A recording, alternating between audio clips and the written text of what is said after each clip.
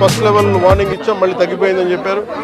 ఇది కూడా ఏంటంటే కంటిన్యూస్గా మనకి విపరీత వర్షపాతం, క్లైమేట్ చేంజ్, ఇవన్నీ ఈ పరిస్థితుల వల్ల రాష్ట్రం ఎప్పుడు అన్ప్రెసిడెంటెడ్, ఎప్పుడు చూడనంత వర్షపాతం ఇవన్నీ జరుగుతూ ఉన్నాయి.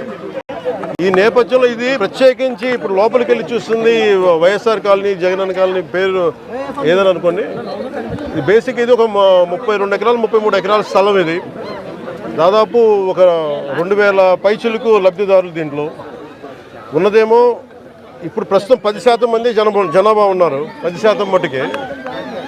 లోపలికి వెళ్ళి చూస్తే అసలు బేసిక్గా లోపల మనకి ఈ డ్రైనేజ్ కానీ రోడ్లు కానీ ఏమీ లేవు.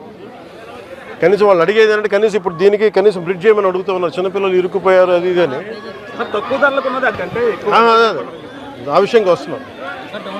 నా నోట్లో మాటలు మీరే చెప్తారు. అండ్ ఇది